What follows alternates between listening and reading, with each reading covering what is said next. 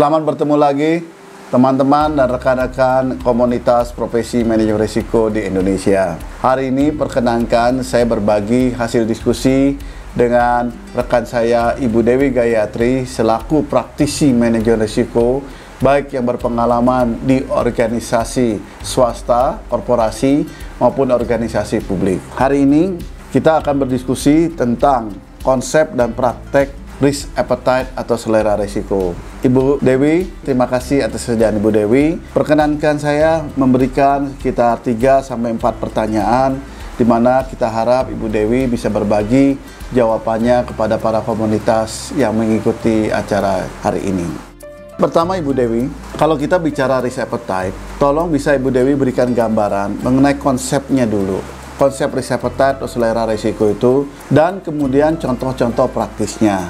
Setelah contoh praktis itu, mohon Ibu Dewi juga bisa memberikan penekanan mengapa konsep ini penting dalam penerapan manajemen risiko terpadu atau enterprise risk management. Silakan Ibu Dewi berbagi pandangan untuk hal ini. Selamat berjumpa lagi dengan para praktisi manajemen risiko di Indonesia dan selamat bertemu kembali dengan Pak Anton Alijoyo dalam acara ini. Oke, sebelum kita memulai dengan konsep risk appetite, maka kita perlu mengenal yang namanya risk capacity, risk appetite, risk tolerance, dan risk limit.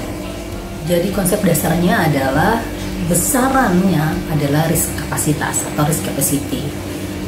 Di dalamnya terdapat risk appetite.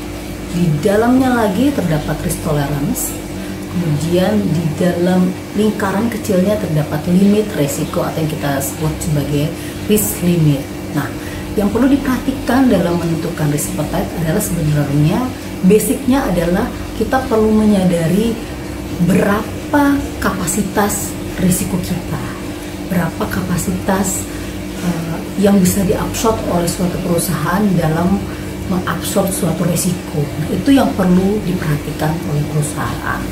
Kapasitas risiko, berapa daya tampung risiko yang bisa diabsorb oleh suatu perusahaan. Contohnya sebagai berikut.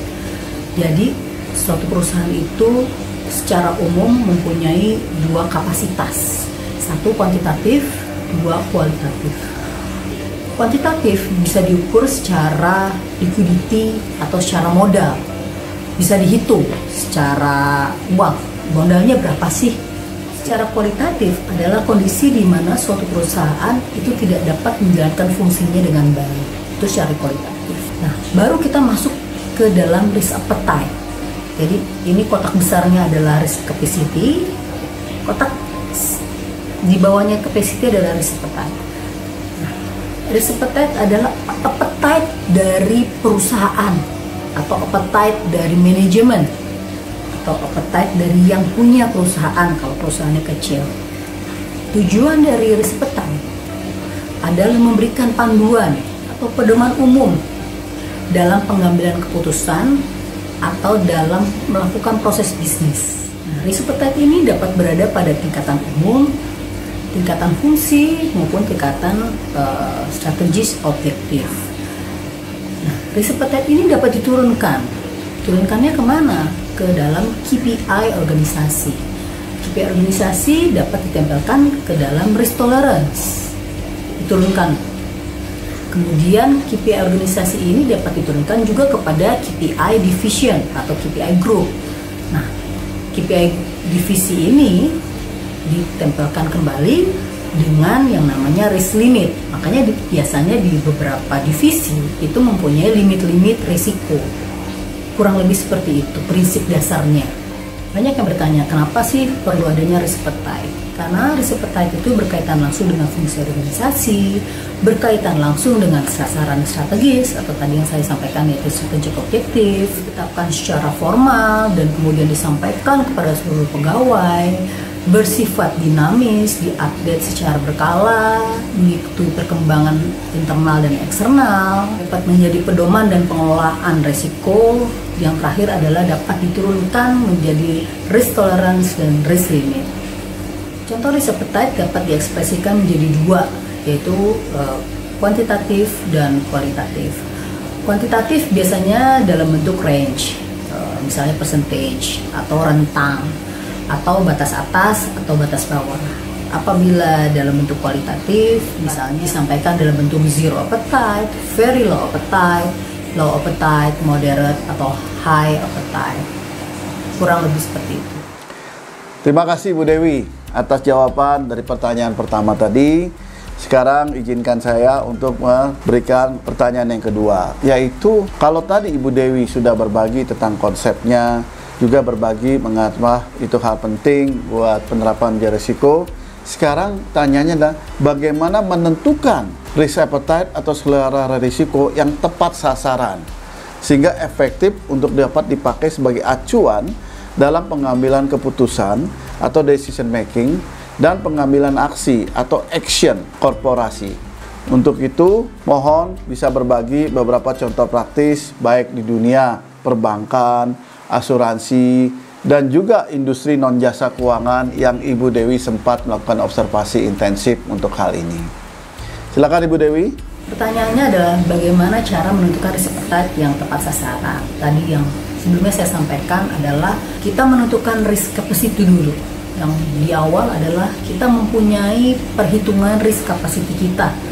Berapa modal kita, berapa liquidity kita, apa yang menyebabkan perusahaan atau organisasi kita tidak dapat menjalankan fungsinya dulu. Baru kita susun beberapa parameter-parameter yang dapat kita susun untuk menjadi risk appetite kita. Parameter yang dapat kita ambil berdasarkan strategic objective.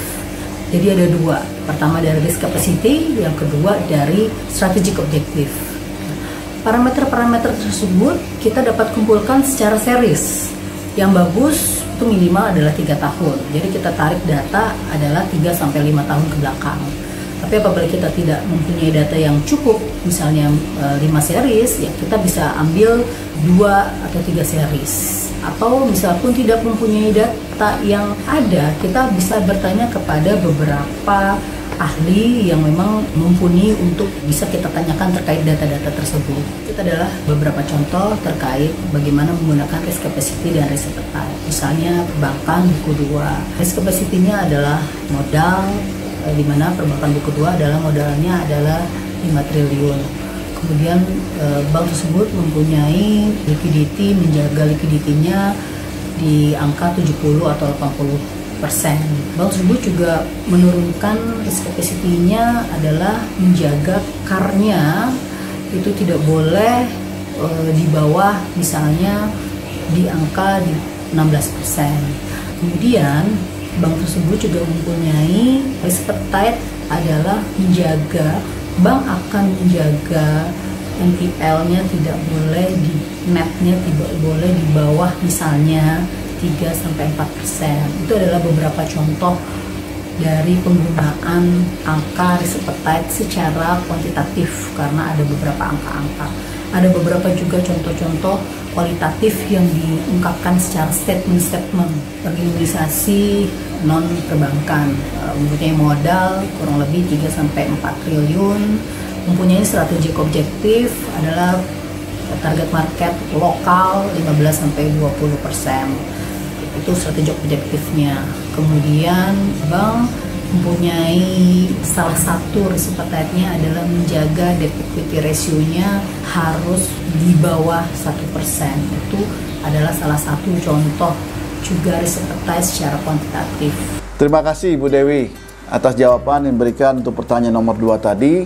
Sekarang izinkan saya juga untuk mulai dengan pertanyaan nomor 3 mengenai sejauh apa risk appetite bila sudah ditentukan, apakah nggak boleh diubah lagi? Atau ada situasi-situasi atau pertimbangan-pertimbangan tertentu di mana risk appetite itu memang harus diubah malah. Dalam hal ini, bila mana memang harus diubah atau akan diubah, siapa yang bisa menentukan tingkat atau besaran risk appetite organisasi dan siapa yang bisa mengubahnya?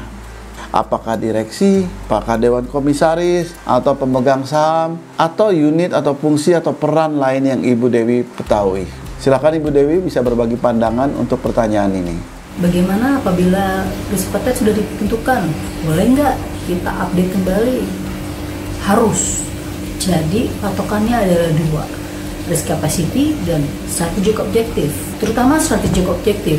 Biasanya setiap setahun sekali strategic objektif kan pasti akan diupdate, sehingga risk appetite ini harus secara berkala dicek kembali, direview kembali, melihat dari strategic objektif, sehingga harus secara berkala direview kembali, dilihat kembali apakah masih sejalan dengan strategic objektif dari suatu perusahaan. Siapa yang biasanya menentukan risk appetite?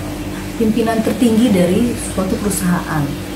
Jadi kalau misalnya suatu perusahaan biasanya ada dewan komisaris atau pemegang saham, biasanya di antara kedua tersebut. Dewan direksi di mana? Dewan direksi biasanya mengusulkan, karena dewan direksi yang mempunyai data-data secara series tersebut, dan dewan direksi juga yang biasanya mempunyai strategic objektif. Karena risk appetite merupakan statement atau panduan umum dari pimpinan tertinggi kepada seluruh pegawai, kepada seluruh jajaran di bawahnya, untuk menjadi panduan umum bagaimana menjalankan pengelolaan risiko, bagaimana menjalankan limit-limit risiko, bagaimana menjalankan batasan-batasan risiko yang akan diambil. Terima kasih Bu Dewi. Sekarang saya akan masuk kepada pertanyaan terakhir atau nomor 4, yaitu apakah Ibu Dewi ada pesan-pesan khusus bagi pemirsa, terutama praktisi manajemen risiko yang saat ini sedang mempersiapkan penetapan risk appetite untuk organisasi mereka?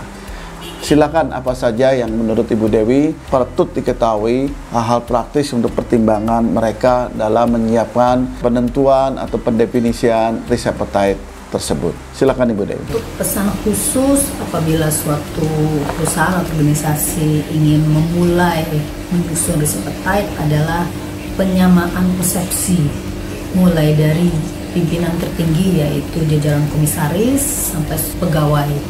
Tapi yang terutama adalah komisaris dahulu.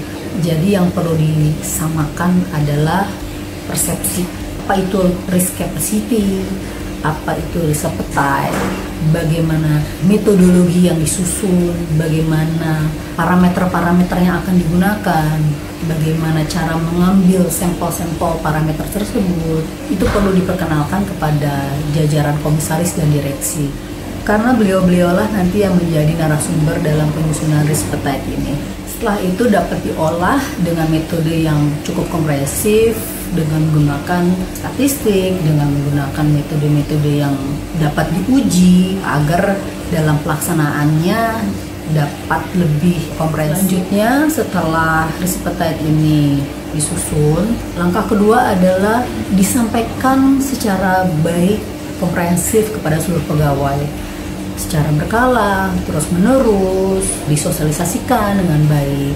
Karena mau tidak mau pegawai nanti yang akan menjalankan, yang akan melaksanakan, yang akan menjadi gawangnya, dan nanti juga akan diturunkan menjadi risk tolerance dan risk limit di masing-masing divisi atau masing-masing grup.